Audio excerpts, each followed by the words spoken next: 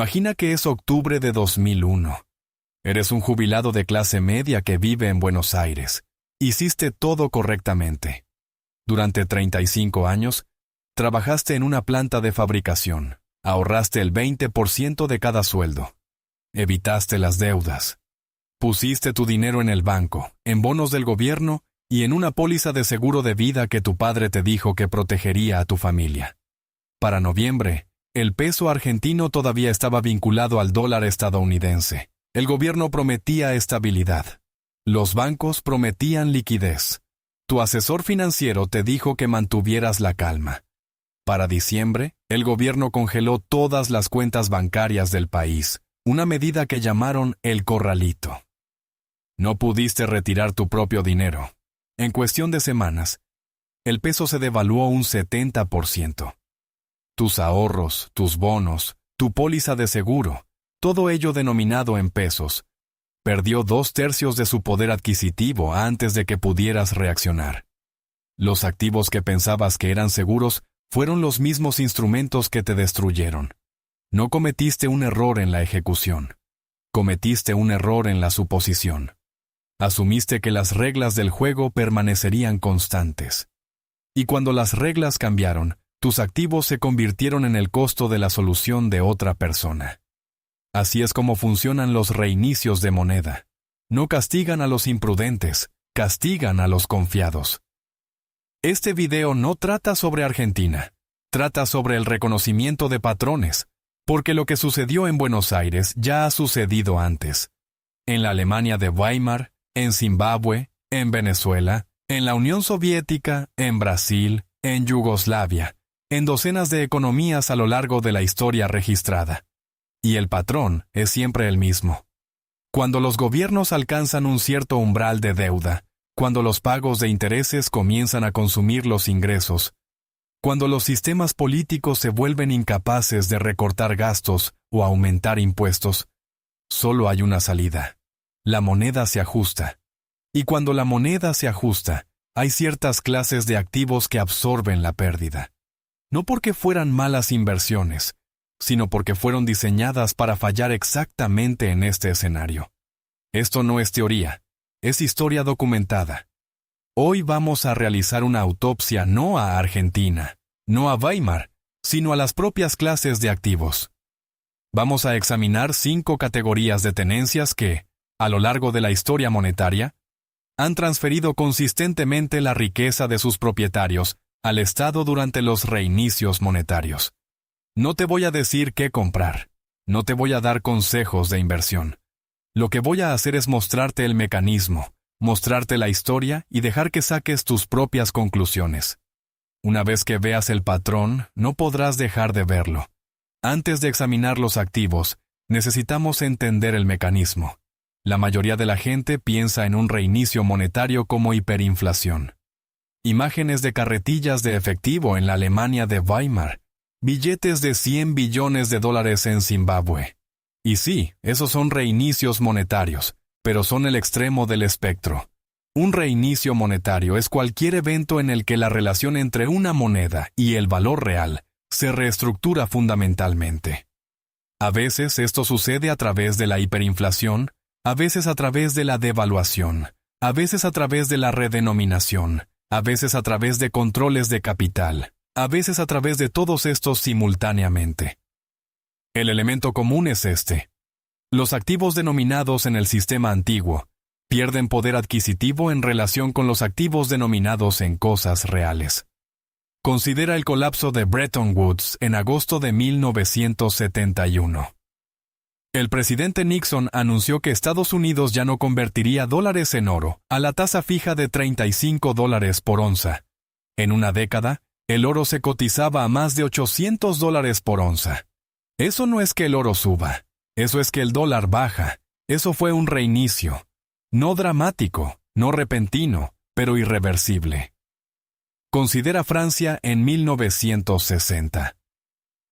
Charles de Gaulle introdujo el nuevo franco, reemplazando al antiguo franco en una proporción de 100:1. La moneda no colapsó, pero cada activo denominado en francos antiguos fue reestructurado administrativamente de la noche a la mañana. pensiones, bonos, pólizas de seguro, cuentas bancarias, todos ellos convertidos con un trazo de pluma burocrática. Considera India. En 2016, el gobierno anunció la desmonetización de los billetes de 500 y 1000 rupias. El 86% de toda la moneda en circulación fue declarada inválida con un aviso de 4 horas. El objetivo explícito era destruir la riqueza no declarada. Millones de personas perdieron el acceso a su propio dinero. Estas no son anomalías, son herramientas. Herramientas que los gobiernos han utilizado repetidamente a lo largo de la historia, cuando las matemáticas fiscales se vuelven insostenibles. Y en cada caso, hay clases de activos que soportan el costo, no al azar, sino por diseño. Que esto quede claro. La primera clase de activos que falla consistentemente durante los reinicios monetarios son los bonos gubernamentales a largo plazo. Esto parece contraintuitivo. Los bonos gubernamentales se consideran la clase de activos más segura en la teoría tradicional de carteras. Están respaldados por la plena fe y crédito del soberano. Están calificados como AAA por las agencias de crédito. Son el punto de referencia con el que se miden todos los demás activos. Pero hay un defecto estructural en este razonamiento. Un defecto que solo se vuelve visible cuando entiendes lo que es realmente un bono gubernamental. Un bono gubernamental es una promesa. Una promesa de pagar una cantidad fija de moneda en una fecha futura. La palabra clave es fija. La palabra clave es moneda. Cuando un gobierno no puede pagar sus deudas en términos reales, tiene 3 opciones. Opción 1. Impago. Negarse a pagar. Esto es políticamente catastrófico. Los gobiernos pierden acceso a los mercados de crédito. Los políticos pierden elecciones. Casi nunca sucede voluntariamente. Opción 2. Austeridad. Recortar gastos y aumentar impuestos para generar el superávit necesario para pagar a los tenedores de bonos. Esto también es políticamente catastrófico. Los ciudadanos se amotinan. Los políticos pierden elecciones. Rara vez sucede en la escala requerida. Opción 3. Inflar. Imprimir la moneda necesaria para pagar los bonos a su valor nominal, al tiempo que se reduce el poder adquisitivo de esa moneda. Esto es políticamente invisible. Los tenedores de bonos reciben sus dólares prometidos, pero esos dólares compran menos, mucho menos. Por eso los bonos gubernamentales a largo plazo son la primera víctima de los reinicios monetarios. Son el instrumento a través del cual los gobiernos transfieren el costo de sus deudas de sí mismos a sus acreedores. La evidencia histórica es abrumadora. En la Alemania de Weimar, los tenedores de bonos gubernamentales fueron aniquilados por completo. Los bonos que vencieron en 1923 se pagaron en marcos que valían menos que el papel en el que estaban impresos. En Estados Unidos, entre 1940 y 1980, los tenedores de bonos del Tesoro a largo plazo perdieron más del 70% de su poder adquisitivo debido a la inflación. Se les pagó en su totalidad en términos nominales. En términos reales, fueron robados. En Brasil, durante las décadas de 1980 y 1990, los tenedores de bonos experimentaron repetidas reformas monetarias. El Cruzeiro, el Cruzado, el Cruzado Novo, el Cruzeiro Real, el Real. Cada transición destruyó el poder adquisitivo de los instrumentos de renta fija, denominados en la moneda anterior. El mecanismo es siempre el mismo. Los gobiernos no incumplen sus bonos, los redefinen. Te pagan exactamente lo que prometieron, y lo que prometieron se vuelve inútil. Cuanto mayor sea la duración del bono, mayor será la exposición. Un bono del Tesoro a 30 años comprado hoy es una apuesta. Una apuesta a que el gobierno de Estados Unidos mantendrá el poder adquisitivo del dólar durante 3 décadas. Una apuesta a que la inflación se mantendrá contenida. Una apuesta a que la trayectoria fiscal se revertirá. Mira los números. La deuda nacional de Estados Unidos supera ahora los 34 billones de dólares. Solo los pagos de intereses superaron el $1 billón en el año fiscal 2024. La Oficina de Presupuesto del Congreso proyecta que la deuda en relación con el PIB alcanzará el 170% para 2054 según la ley actual. Estas no son cifras controvertidas, son publicadas por el propio gobierno. La pregunta no es si esta deuda se pagará. La pregunta es cuánto valdrán esos pagos. Aquí es donde se rompe. La segunda clase de activos que falla durante los reinicios monetarios es el propio efectivo. Esta es la lección más dolorosa porque el efectivo se siente seguro.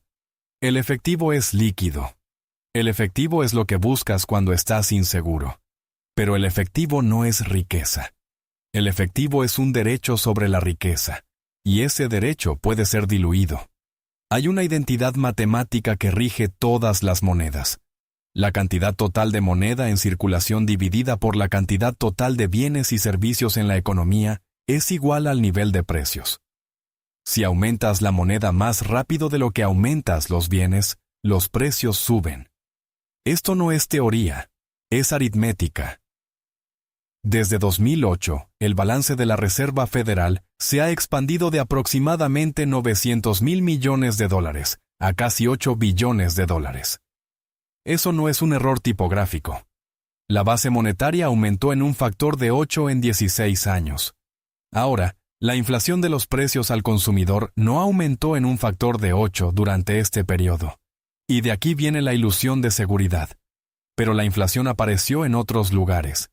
Precios de activos, vivienda, acciones, costos de atención médica, educación. La inflación fue real. Simplemente se distribuyó de manera desigual. Durante un reinicio monetario, esta distribución cambia. La inflación que antes era absorbida por los mercados de activos comienza a fluir hacia los precios al consumidor. El exceso de moneda que estaba estacionado en instrumentos financieros comienza a perseguir bienes reales. Y el efectivo, que no tiene rendimiento, ni cobertura, ni protección estructural, absorbe todo el impacto. En Venezuela, los ciudadanos que tenían sus ahorros en bolívares lo perdieron todo. La inflación alcanzó el 1.000.000% en 2018. El salario de un año se volvió inútil en cuestión de semanas.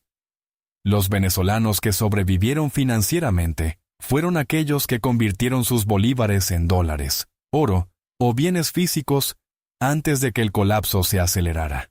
En Zimbabue, ocurrió el mismo patrón. Los ciudadanos que confiaron en el dólar zimbabuense fueron destruidos.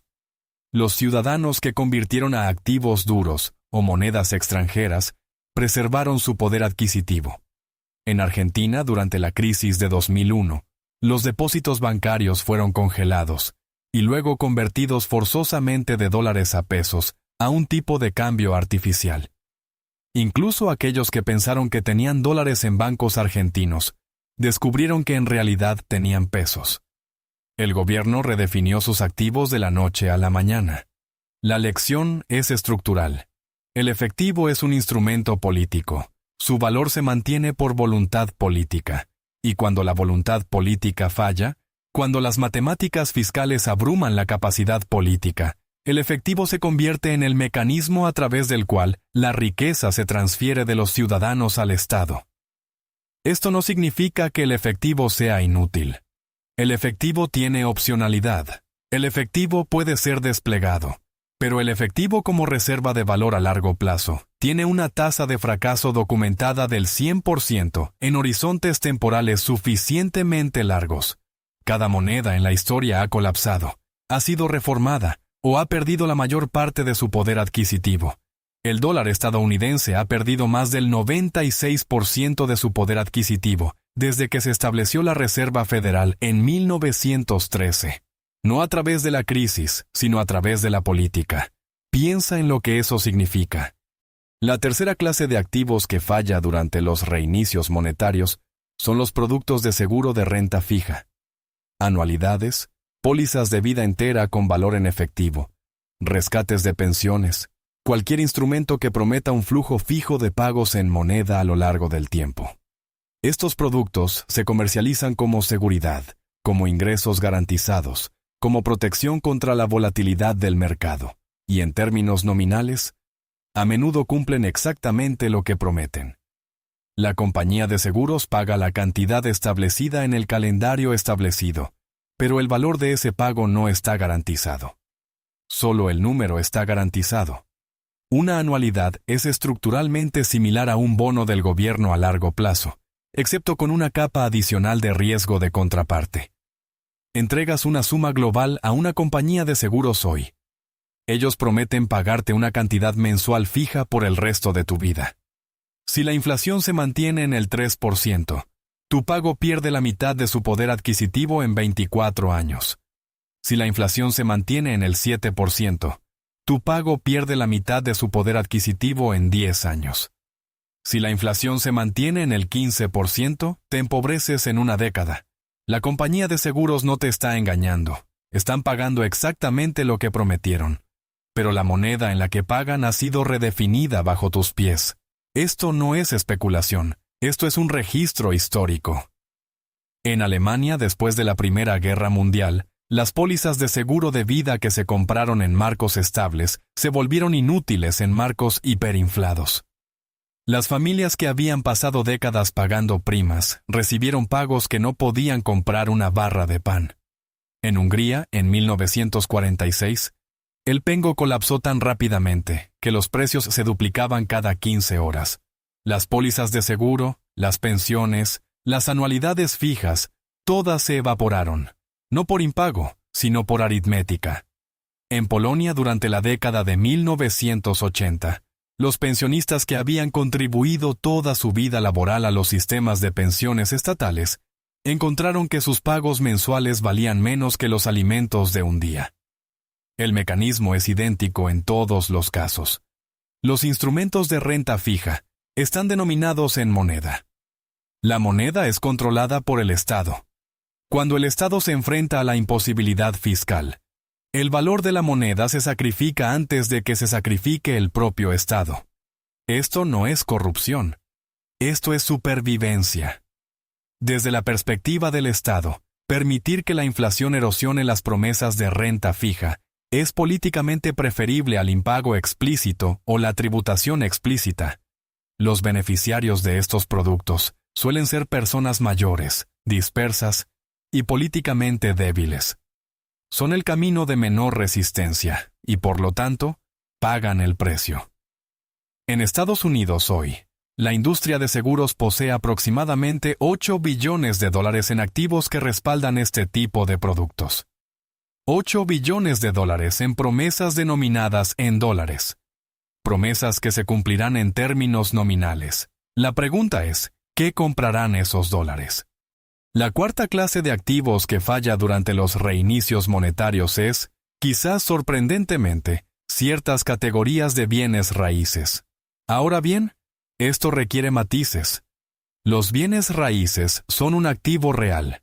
Existen en el espacio físico. No se pueden imprimir. Y a lo largo de la historia, los bienes raíces a menudo han servido como una reserva de valor durante las crisis monetarias. Pero no todos los bienes raíces y no en todas las circunstancias. El factor distintivo es la deuda. Los bienes raíces de propiedad libre y clara se comportan de manera muy diferente durante un reinicio monetario que los bienes raíces grabados con deuda a tasa fija. Pero hay otra categoría que funciona peor que ambas. Los bienes raíces que generan ingresos denominados en la moneda en colapso mientras tienen costos operativos que aumentan con la inflación. Considera los bienes raíces comerciales durante la estanflación de la década de 1970. Los propietarios con contratos de arrendamiento a largo plazo tenían tasas de alquiler fijas denominadas en dólares. A medida que la inflación se aceleraba, sus ingresos por alquiler se mantenían fijos, mientras que sus impuestos sobre la propiedad, costos de mantenimiento y servicios públicos aumentaban. Sus rendimientos reales colapsaron. Muchos se vieron obligados a vender a precios de liquidación. Considera las propiedades residenciales de alquiler en países que experimentan controles de capital. Cuando los gobiernos restringen el movimiento de dinero, los valores de las propiedades colapsan porque los compradores no pueden acceder a financiación o moneda extranjera. El mercado inmobiliario de Argentina cayó más del 50% en términos de dólares durante la crisis de 2001, no porque los edificios desaparecieran, sino porque el grupo de compradores se evaporó. Considera las propiedades de lujo y las casas de vacaciones. Estos son los primeros activos liquidados cuando la riqueza se destruye o congela. Tienen altos costos de mantenimiento, utilidad limitada, y dependen completamente de los ingresos discrecionales. Durante las crisis monetarias, se vuelven invendibles a cualquier precio. Los bienes raíces que sobreviven a los reinicios monetarios son propiedades productivas, tierras agrícolas, propiedades que generan ingresos en bienes o servicios esenciales, propiedades en jurisdicciones con un estado de derecho estable, propiedades de propiedad absoluta, o financiadas con deuda a tasa fija en la moneda inflacionaria. El último punto merece énfasis. Si tienes una hipoteca a tasa fija a 30 años denominada en dólares, y el dólar pierde el 70% de su poder adquisitivo, tu deuda se ha reducido efectivamente en un 70% en términos reales. Al banco se le paga en su totalidad en términos nominales, pero has transferido riqueza del banco a ti mismo, a través del mismo mecanismo que destruyó al tenedor de bonos. Esto no es un consejo, esto es física. La misma fuerza que destruye al prestamista beneficia al prestatario. La misma fuerza que destruye al poseedor de efectivo beneficia al poseedor de activos, pero solo si el activo es del tipo correcto. Solo si la jurisdicción mantiene los derechos de propiedad. Solo si los controles de capital no impiden la liquidación o la transferencia. Estas no son pequeñas advertencias. En cada crisis monetaria, los gobiernos han impuesto restricciones a las transacciones de propiedad. En Chipre, en 2013, los controles de capital impidieron que los ciudadanos sacaran dinero del sistema bancario. En Venezuela, las transacciones de propiedad en bolívares perdieron sentido porque nadie aceptaba la moneda. Los bienes raíces no son inherentemente seguros. Los bienes raíces en la forma incorrecta, en la jurisdicción incorrecta, con la estructura de financiación incorrecta pueden ser tan destructivos como cualquier bono o anualidad. El mecanismo debe entenderse antes de que el activo pueda ser evaluado. La quinta clase de activos que falla durante los reinicios monetarios son las cuentas de jubilación con liquidez restringida. Cuentas con ventajas fiscales, pensiones, 401(k)s y RAS. Cualquier vehículo donde el capital no se puede acceder sin penalización, demora o permiso del gobierno. Esta es la categoría más incómoda de discutir, porque estas son las cuentas de las que dependen la mayoría de los estadounidenses. Estas son las cuentas que la gente ha pasado décadas financiando. Y estas son las cuentas donde la vulnerabilidad estructural es menos comprendida. La vulnerabilidad no son los activos mantenidos dentro de la cuenta. Es la estructura de la cuenta en sí. Cuando el capital está atrapado. Cuando no puedes acceder a tu propio dinero sin una penalización del 10%. Cuando debes esperar hasta los 59 años y medio. Cuando las distribuciones se graban como ingresos ordinarios. Has cedido opcionalidad al Estado. Has aceptado jugar con reglas que el Estado puede cambiar. Y los Estados han cambiado estas reglas repetidamente a lo largo de la historia. En Hungría, en 2010, el gobierno nacionalizó efectivamente los fondos de pensiones privados. A los ciudadanos se les dio una opción: transferir sus activos de pensiones privados al sistema estatal, o perder sus beneficios de pensión estatales por completo. El 97% de los titulares de pensiones húngaros transfirieron sus activos. Más de 10.000 millones de euros se movieron de manos privadas al control del gobierno.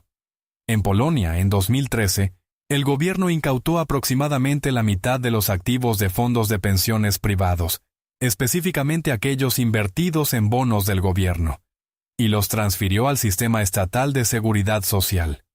La justificación fue la reducción de la deuda. El resultado fue que los ciudadanos perdieron la propiedad directa de los activos que habían acumulado durante décadas. En Argentina, en 2008, el gobierno nacionalizó 10 fondos de pensiones privados por un valor aproximado de $30.000 millones. Los activos fueron absorbidos por el sistema estatal. Los titulares de cuentas privadas pasaron a depender de las promesas del gobierno en lugar de inversiones segregadas. En Irlanda, durante la crisis financiera, el gobierno impuso un gravamen a los fondos de pensiones privados para ayudar a financiar el rescate bancario. Los ciudadanos que pensaron que sus activos de jubilación estaban protegidos descubrieron que la protección dependía de la necesidad del gobierno. Estos no son riesgos teóricos. Estos son eventos documentados en economías desarrolladas modernas en los últimos 15 años. Estados Unidos no ha nacionalizado las cuentas de jubilación, pero existen los requisitos previos estructurales. El Fondo Fiduciario de la Seguridad Social tiene aproximadamente $2,8 billones en valores del Tesoro. Estos no son activos externos, son derechos sobre futuros ingresos fiscales. Cuando el fondo fiduciario se agote, actualmente proyectado para 2033, los beneficios se reducirán, los impuestos se aumentarán, o la diferencia se imprimirá. Y las cuentas de jubilación privadas representan un enorme conjunto de capital cautivo. Más de $35 billones en activos de jubilación de Estados Unidos. Capital que no puede huir, capital que puede ser gravado, capital que puede ser regulado, capital que puede, si la necesidad política lo exige, ser redirigido. No estoy prediciendo que esto sucederá. Estoy observando que la estructura lo permite. Y a lo largo de la historia, lo que las estructuras permiten, las crisis eventualmente exigen. La restricción es la opcionalidad. Cuando no puedes mover tu capital, no puedes responder a las condiciones cambiantes. Te conviertes en un objetivo fijo, y los objetivos fijos pagan el precio. Estas 5 clases de activos, bonos gubernamentales a largo plazo, efectivo, anualidades fijas, bienes raíces vulnerables y capital de jubilación atrapado, comparten una característica común. Todas son promesas denominadas en moneda. Todas dependen de la continuidad institucional. Todas están diseñadas bajo la suposición de que las reglas permanecerán estables, y todas fallan cuando las reglas cambian. El mecanismo detrás de todos estos fracasos es el mismo. Es el mecanismo de las matemáticas imposibles que se encuentran con la realidad política. Los gobiernos hacen promesas de pensiones, promesas de atención médica, promesas de defensa, promesas de infraestructura. Estas promesas se acumulan durante décadas, se agravan, se vuelven políticamente intocables. Eventualmente, las promesas exceden la capacidad de cumplirlas a través de la fiscalidad o el endeudamiento a tasas de interés sostenibles. En este punto, solo hay 3 opciones. Opción 1. Romper las promesas explícitamente, recortar beneficios, reducir servicios, incumplir bonos. Esto destruye carreras políticas y frecuentemente gobiernos. Opción 2. Aumentar los impuestos explícitamente. Quitar más de la economía productiva para cumplir las promesas. Esto destruye el crecimiento económico y frecuentemente gobiernos. Opción 3. Romper las promesas implícitamente. Cumplirlas en términos nominales mientras se reduce su valor real. Pagar cada dólar prometido asegurándose de que esos dólares compren menos. Esto es invisible. Esto es negable. Esto es políticamente sostenible. La opción 3 siempre se elige. No porque los políticos sean malvados, sino porque la opción 3 es la única opción que no destruye inmediatamente a los que toman las decisiones.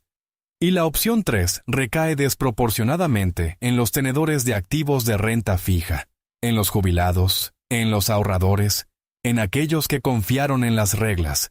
Esa es la trampa. Si estas clases de activos absorben el costo, ¿quién se beneficia? Aquí es donde la autopsia se vuelve incómoda porque la respuesta es sistemática. Quienes se benefician son aquellos que poseen activos que se ajustan con la inflación. Acciones en industrias esenciales, materias primas, bienes raíces productivos, activos denominados en moneda extranjera, deuda que se erosiona en términos reales. Quienes se benefician son aquellos que entienden el mecanismo antes de que se acelere. Aquellos con acceso a la información. aquellos con acceso a la movilidad. Aquellos con acceso a activos que no están atrapados en estructuras fijas. Quienes se benefician son abrumadoramente aquellos que ya tienen riqueza. Porque la riqueza se puede reestructurar. La riqueza se puede mover. La riqueza puede contratar asesores que entienden estos mecanismos. La clase media se concentra desproporcionadamente en las clases de activos que fallan. Cuentas de ahorro, bonos gubernamentales mantenidos a través de fondos de jubilación, anualidades vendidas por agentes de seguros, casas compradas con 30 años de pagos. Esto no es conspiración, esto es estructura. La clase media posee estos activos porque se les dijo que estos activos eran seguros. Porque la seguridad se definió como baja volatilidad. Porque la baja volatilidad en un sistema estable parecía preservación de la riqueza.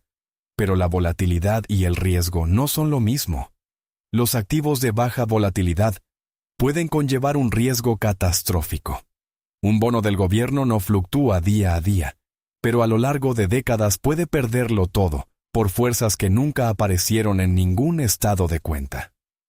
Los ricos entienden esto, o al menos sus asesores lo hacen.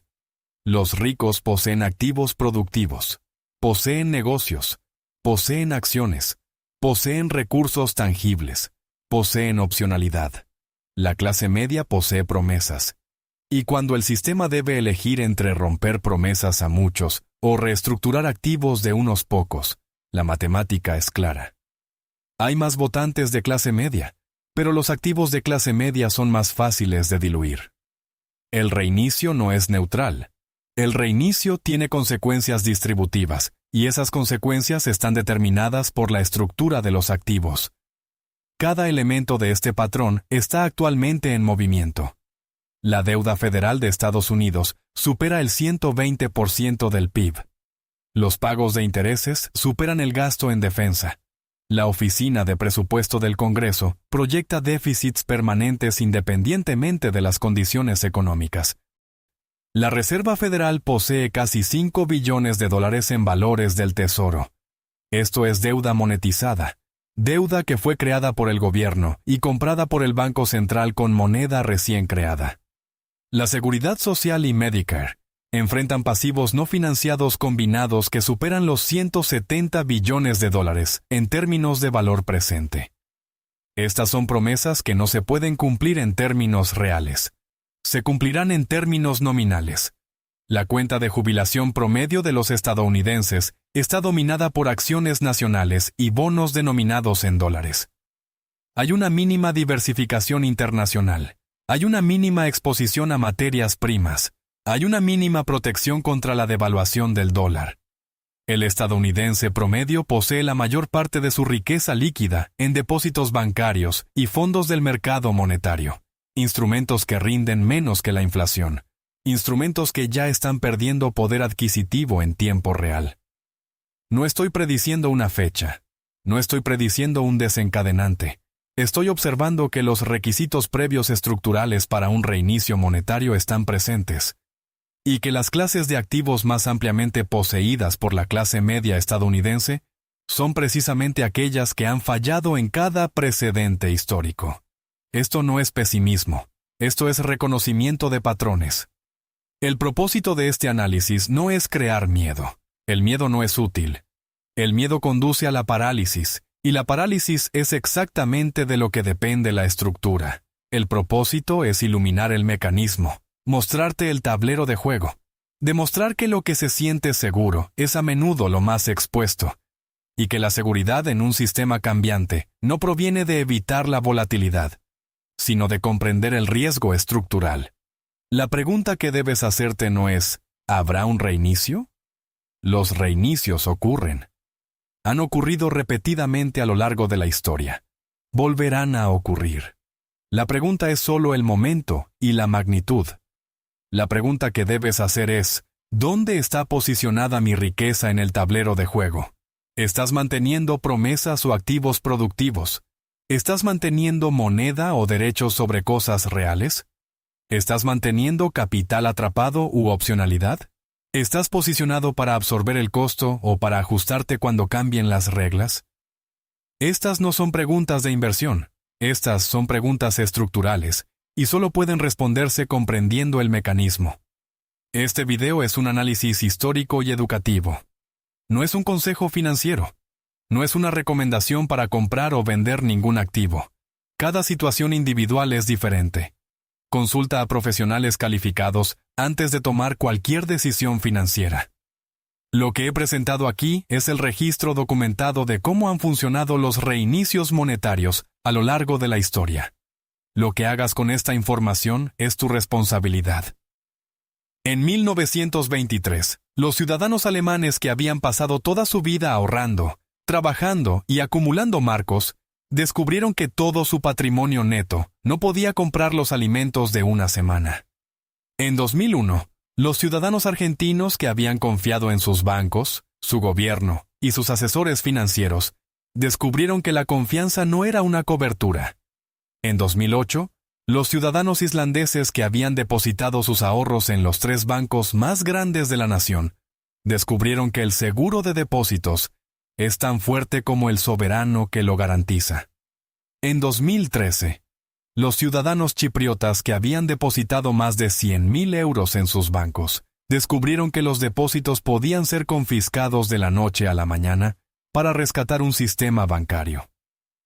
Esto no es historia antigua. Estos son eventos modernos en economías desarrolladas con poblaciones educadas y sistemas financieros sofisticados. El patrón es consistente. El mecanismo es consistente. Las clases de activos que fallan son consistentes. La pregunta no es si esto sucede. Sucede repetida y documentablemente. La pregunta es si sucede mientras tienes los activos equivocados. La historia no se repite, pero rima con una precisión incómoda. El patrón ya está en movimiento.